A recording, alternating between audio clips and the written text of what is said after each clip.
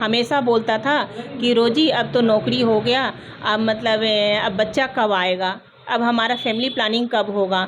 तो वो बोलती थी अभी नहीं, ऐसा होगा बच्चा चाहिए तो अनाथ आश्रम से ले आएंगे। तो एक इतना बड़ा बात कैसे बोल देती? हाँ, बोलने में कोई ब्रेक नहीं था, एकदम फ्री बोलती थी, बोलने में कोई उसका वो नहीं थे। तो बोलती मैं अनाथ आश्रम से लेके, तो एक दिन बेटा मुझे बोला कि मम्मा ये बोलती है कि अनाथ आश्रम से लाऊंगी।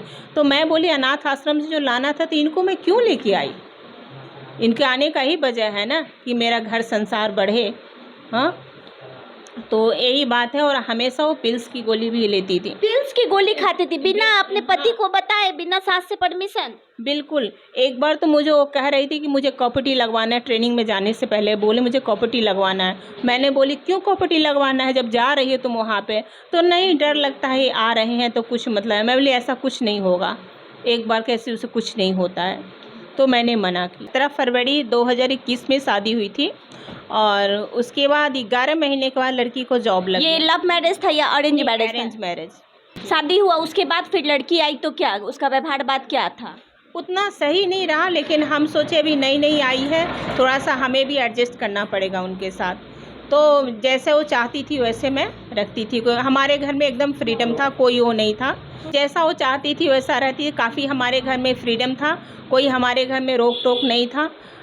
तो फिर भी मतलब वो थोड़ा सा परेशान बहुत करती थी हम लोगों को, कि मतलब जैसे उठना नहीं, सवेरे उठना नहीं, 11 बजे रूम खोलना और बोलना कि मैं अभी दौड़ रही हूँ, स्किपिंग वगैरह कर रही हूँ। कोई बात नहीं, हम एडजस्ट किए उनके साथ। लेकिन बात दुख की ये है, जो भी हुआ मैडम पिछला सारा बात का कोई वो नहीं है, लेकिन अभी दुख की बात ये है कि उसने परिवार को छोड़ी, अपने हस्बैंड को छोड़ी। और पहले जो उसके परिवार के लोग नहीं आते थे, नहीं उसको पूछते, उसके साथ अब अटैच हो गई। मैके वाले सब हित हो गए और हम लोग दुश्मन हो गए पैसा खर्च करके। तो आपको ये बात पहले से पता था जब शादी की लड़की का कि लड़की दरोगा का तैयारी कर रही है? जी बिल्कुल नहीं। कब पता चला? ये जब आई ना लड़की तब बताई हमारे परिवार में, जब आई 2 घंटे के बाद ही, विदाई के बाद बताई कि हम दरोगा का तैयारी करें, मुझे राजगीर मार्च में जाना है। सोचे अच्छा जाने दो, अगर इस लायक है तभी तो मतलब वो तैयारी कर रही है, ठीक है हम कोशिश। लेकिन हमको इतना अच्छा नहीं लगा ये चीज़। वो कहती भी थी कि आपकी मम्मी खुश नहीं है, आपकी मम्मी हमारे नौकरी से खुश नहीं है। मैं बोली नहीं, ये नौकरी से मैं बिल्कुल खुश नहीं, इसलिए नहीं खुश हूँ क्योंकि घर से बाहर है, इस पर फैमिली से अटैच आदमी नहीं रहता है, बाहर ही रहता है। तो ये लेकर के फिर भी मैं उस चीज़ को चलो भाई, जिसको जैसा बोलती थी, मुझे बेल्ट वाला नौकरी चाहिए, मुझे वर्दी वाला नौकरी चाहिए। तो मैं बोले चलो उसकी खुशी में हमारी खुशी है। तो कितना दिन आप लोग के साथ कितना दिन रही? 11 महीना रही। 11 महीना में उसको पति से प्यार नहीं हुआ, सास ससुर से लगाव नहीं हुआ? बिल्कुल नहीं मैडम। अब मैं अपने तरफ से मतलब साउथ वाला डिश हुआ, जो जैसा मतलब हुआ, मैं उसको बना के, क्योंकि खुश रहेगी, थोड़ा खाने पीने से ज़्यादा रुचि रखती थी, तो मैं उसको खाने पीने का चीज़, चाहे ऐसे मतलब जो उसको पहनने का, ऐसे पहनो ऐसे रहो, ये सब चीज़ का। अच्छा, एक पर्सनल सवाल पूछे, जैसे शादी हुआ 11 महीना आपके बेटे के साथ रही, तो नॉर्मल पति पत्नी वाला संबंध दोनों में दिखता था? अभी मैडम कुछ बात मैं मीडिया में कहना नहीं चाहती हूँ, ठीक है, वो ठीक नहीं था उसका संबंध। तो बेटा कुछ बोलता नहीं था? अब बेटा मतलब मुझे बोलता था कि मम्मी ये लड़की ठीक नहीं है, मम्मी ये ठीक नहीं है, जैसा आप सोचती हो वैसा है नहीं। मैं बोली सब ठीक हो जाएगा। मैं अपने बेटा को ही हमेशा डांटती। 2 घंटे के बाद आई, बोली मैं शादी नहीं करना चाहती हूँ। उसका मैके से फ़ोन आया तो फ़ोन नहीं उठा रही थी, तो हमारे रिश्तेदार सब बोले कि कन्या नैहर से फ़ोन आला, बात करा। तो नहीं, हम नहीं बात करेंगे, हम बोले थे शादी हमें अभी नहीं करना है, जब हमारा नौकरी हो जाएगा तो हम अपने पसंद से शादी करेंगे।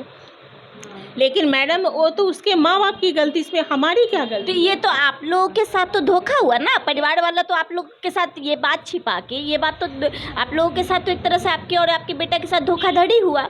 बहुत बड़े हमारे साथ धोखा हुआ, और इसका रीज़न यही था कि वो लड़की वाले के पास पैसा नहीं था और कि वो लड़की को अपना नौकरी लगा सके, उतना पैसा खर्च नहीं कर सकते थे। इसलिए शादी तो एक बहाना था, ये शादी नहीं है, एक बहाना था। ये शादी किसी का गर्दन काटने के बराबर था। अच्छा, नौकरी लेने में जो भी उसका ट्रेनिंग में खर्चा हो वो आप लोग से करवा ले? बिल्कुल। मेरे हस्बैंड कभी उसको दरभंगा लेके जाते थे, कभी समस्तीपुर कभी मेरा बेटा लेके जाता था पटना, कभी दरभंगा, समस्तीपुर। मेरा बेटा आके 2-2 महीना यहाँ पे बैठता था, हैदराबाद से अपना जॉब छोड़ के यहाँ आके बैठता था, उसको लेके जाता था, क्योंकि उसका फैमिली का प्रेशर था कि मतलब इनको बोलिए कि काम यहीं पे आकर करेंगे, लेकिन मेरा बेटा बोला नहीं, वहाँ पे मुझे अच्छा मतलब वो है सैलरी, मैं यहाँ नहीं काम करूँगा। और वो बोलती थी कि नहीं आप भी इधर ही रहो, लेकिन इसका घर का कुछ रहनी जो है ना वो मुझे पसंद नहीं है। ये लोग का क्या है ना कि लड़के को हस्बैंड से सारा काम करवाते हैं घर में, और पत्नी जाती है नौकरी के लिए। ये चीज़ हमें पसंद नहीं। जो हस्बैंड है वो बच्चा खिलाएगा, किचन में काम करेगा, और वाइफ जाएगी नौकरी करने। यही हमारे बेटा के साथ चाहती थी, क्योंकि इसके बहनोई जो यही काम करता है। मतलब ये तो हो गया कि आदमी बहू को मतलब पढ़ा लिखा के नौकरी लगवा दिया। ये तो दूसरी ज्योति मौर्य बन गई कि नौकरी लगते ही पति को लात मार दी, पति से कोई संपर्क नहीं। बिल्कुल सेकंड ज्योति मौर्य यही है। अच्छा, तो पति प्रयास नहीं किया कि भाई जो भी बात है हम लोग आपस में बात करके ख़त्म करते हैं, मिलने नहीं गया चाहे जो भी हो, प्रयास किया कि नहीं? 6 महीने तक फ़ोन किया, वो फ़ोन रिसीव नहीं करती थी, वो फ़ोन उठाती ही नहीं थी उसका। उसके बाद मेरा बेटा बहुत गुस्सा होने लगा, बहुत इरिटेट होने लगा। मैं बोली बेटा अभी छोड़ दे उसको, जब गुस्सा में अपने आप तुम भी छोड़ दो। जब वो फ़ोन नहीं उठाती तुम बार बार क्यों करते हो, और ज़्यादा तुम्हें ईगो दिखाती है। ईगो दिखाना उसका बंद हो जाएगा, तुम बंद करो फ़ोन, अपने आप गुस्सा ठंडा होगा तो कहीं करेगी। और फिर उसके बाद तुम अपना भी मूड सही रखना, अगर फ़ोन करती है तो, अगर घर बसाना चाहते हो तो। मैं बेटा से भी बोली, यही बात है मैडम। इस तरह से सोसाइटी में देखा जाए कि अगर बहू ये इस तरह से भागने लगेगी जॉब के बाद, तो हमको नहीं लगता कि आसपास कोई भी अपना बहू को पढ़ाएगा, क्योंकि आपको शर्मिंदगी भी तो बहुत उठानी पड़ी होगी मोहल्ला, समाज, सोसाइटी में। लोग क्या कहते थे? बहुत मैडम, बहुत, क्योंकि मेरे बारे में सबको पता है कि मैं बहुत शांत नेचर की हूँ, ज़्यादा मुझे हुलबुला स्वभाव नहीं है। और जितना हो सके मैं यही चाहती हूँ कि मेरा परिवार एक गांठ में मोती की तरह पिरोया रहे, एक धागे में। परिवार से बहुत ताना भी रिश्तेदार से सुनना पड़ता होगा। बहुत बहुत बहुत। तो रिश्तेदार मतलब हमसे बात करना भी बंद किए कि अपने मर्जी से शादी किए हैं, दरोगा पुतो बनाए हैं, तो अब भुगते।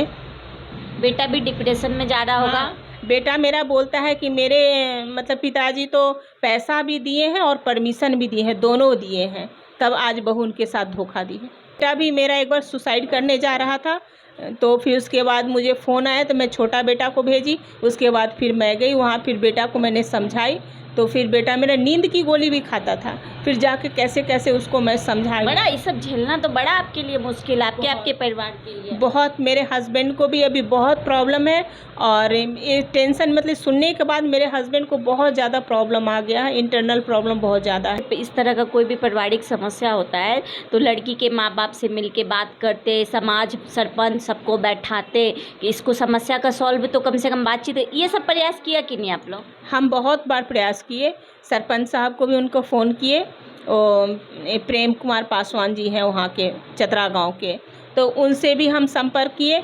तो वो बोले अच्छा ठीक है, हम लड़की से बात करेंगे। तो लड़की उनसे उन्होंने फ़ोन पे बात किया, तो बोली मैं नहीं रहना चाहती उस घर में। क्यों नहीं रहना चाहती हो? तो वो तो लड़का हमको मारता पीटता है।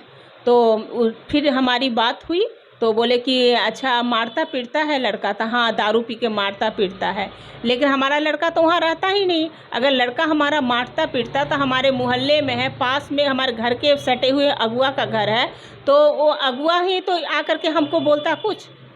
डोमेस्टिक वायलेंस का झूठा केस लगा रही है। हाँ हाँ, और हमेशा बोलती थी कि मैं दहेज प्रथा के केस में फंसा दूँगी। हमेशा हमको यही वार्निंग देती मेरे बेटा को कि मैं दहेज प्रथा में, हमको पैसा नहीं दोगे ना नौकरी के लिए 20 लाख रुपया, तो दहेज प्रथा में फंसा दूंगी। और हमारे विजय कुमार चौधरी जो हैं मिनिस्टर लेवल के हैं, वो तुमको कहीं ना कहीं फंसा देंगे, तुमको जेल में सड़ा देंगे। सबसे ज़्यादा तो मैं दुखी पुलिस डिपार्टमेंट से कि उसको पूरे तरह से सहयोग, उसके गुनाह को छुपा रहे हैं।